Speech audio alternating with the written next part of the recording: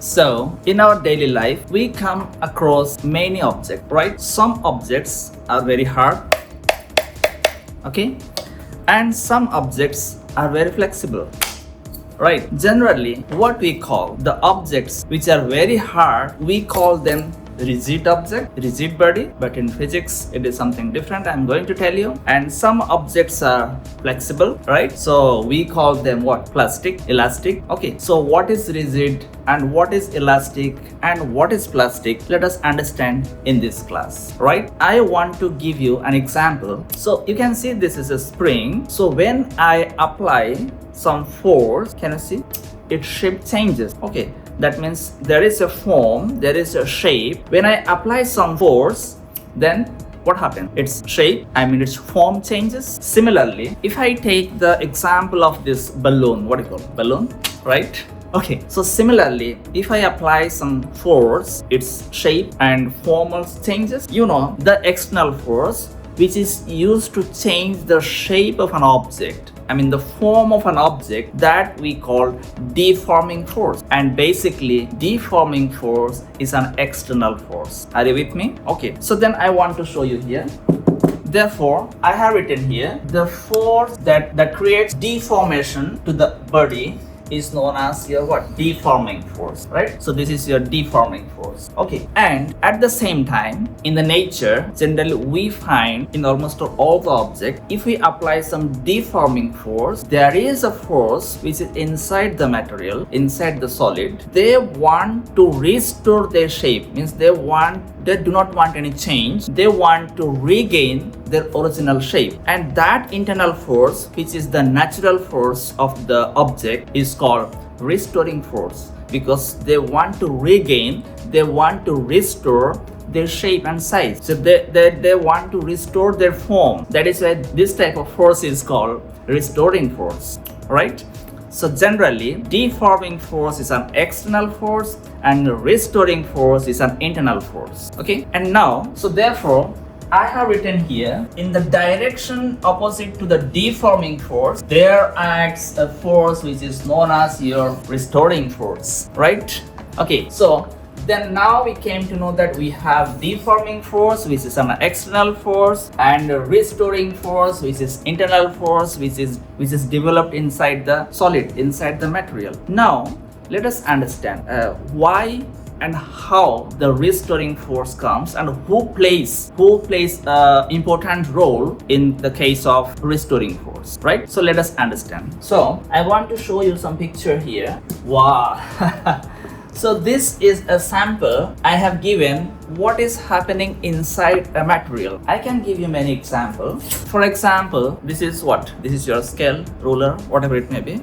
It is solid, yeah, it is made up of some metal, right? So here, inside any solid, you will find these are the molecules, or we can say atom. So there is a force of attraction between molecules or the atom, right? So this force of attraction I have explained here with example of one spring, right? There is no spring actually. I have given here so that you can understand it better. So this spring is acting as a force, and that force we call intermolecular force or interatomic force. And because of what, all the atoms and molecules, they want to be close to each other and they want to maintain a minimum distance between them. So in all the materials, atoms and molecules are bonded with one intermolecular force, interatomic force, that is called what? Bond, interatomic force, intermolecular force, right? So always, one more we can see here. So how these molecules, if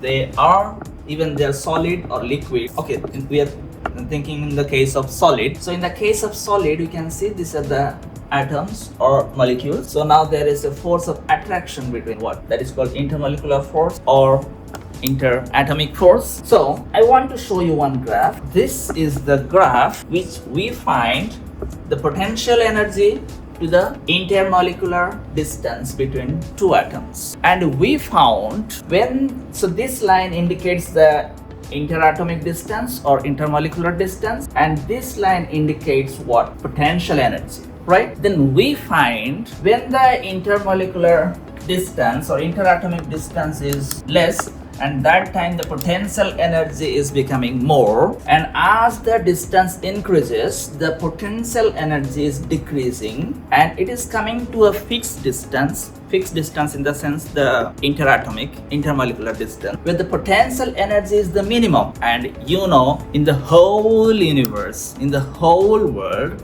all the objects, all the atoms, they want to be with minimum potential energy.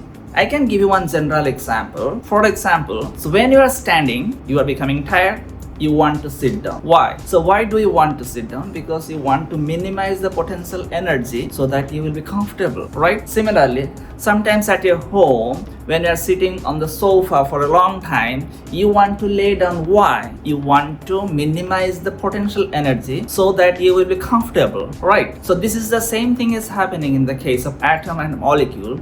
All the atoms, all the molecules, they always want to be stable. So if they want to be stable, they want to be in the minimum potential energy. So therefore, in order to minimize the potential energy, there should be a minimum length that is called bond length. Therefore, all the atoms and all the molecules, they want to be stable so that there should be a minimum potential energy. Now in this case, if we apply some external force, what we call deforming force, when we apply deforming force, the atoms, there will be a force of what? Separation. But the atoms and molecules, they do not want to be separated because there will be more potential energy.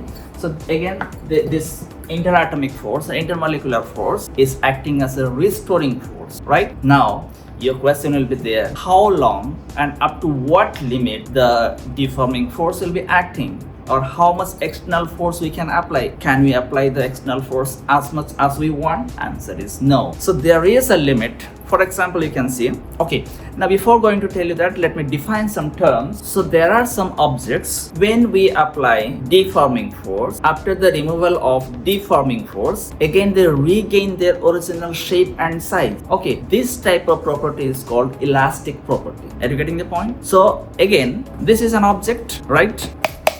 So when we apply deforming force, the object resists not to change the form. That is also known as elastic property. So there are two definitions. There are many definitions, but in physics you will be understanding. So the elasticity is the nature of the object, nature of the material, by virtue of which it regains its original shape after the removal of deforming force. We can write like this.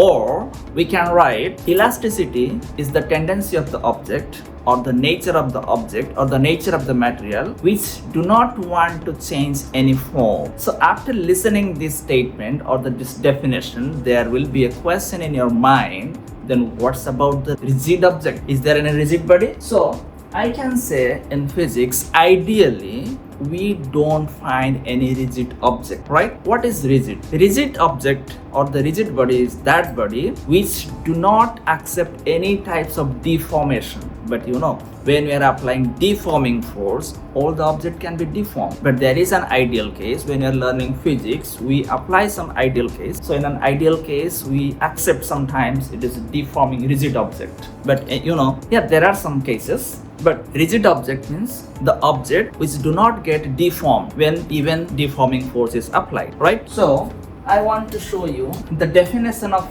elasticity. I'm writing here. You can see this is the property of a body by virtue of which it tends to regain its original shape and size when the deforming force is removed. So this is known as elasticity.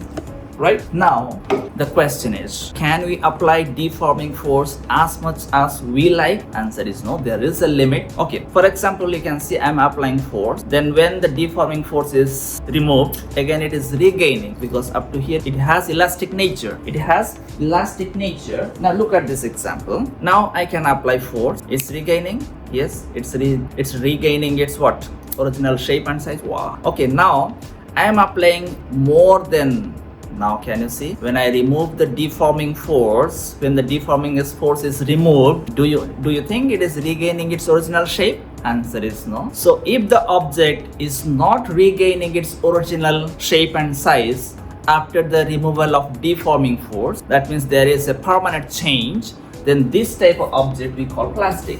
right? So what is plastic? The property of body by virtue of which it doesn't regain its original size and shape even after the removal of deforming force, called plastic object. So then now you came to know that what is elasticity and what is plasticity. Elasticity means it can regain its original shape and size, and plasticity means after removal of deforming force it will not regain its original shape and size. This is called plasticity, right? So now after listening all this lecture, now you understood what is elasticity and what is plasticity. Now I want to ask you one question. Is this elastic object or rigid object?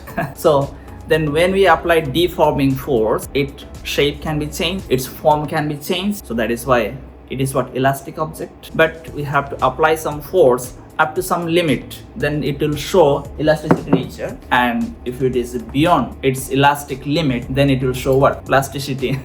Right. Now my question is that, we have this iron scale and I have this rubber balloon, elastic rubber balloon. Now my question is that which one is more elastic? This iron scale is more elastic or rubber band will be more elastic? What's your answer? What's your answer? Iron scale or rubber band? Okay, generally, elasticity means we understand flexibility. So this is more flexible and it is more elastic. It is very hard. No elastic. But according to the definition of physics, elasticity, I can explain in both the definition. So elasticity is the tendency of the object, it's the nature of the object which resists the change when the deforming force is applied. Now here you can see when you apply deforming force, it will resist, more resistance will get, and here with less amount of it will have a less resistance. That is why it has more elastic nature. Right. So in another way I can explain you. So when we apply deforming force, its form will be changed, but when the deforming force is released, it will regain to its original shape, and the same thing happens to this also. Now my question is that which will regain its original shape quickly in less time? So that is, this iron is more elastic than rubber.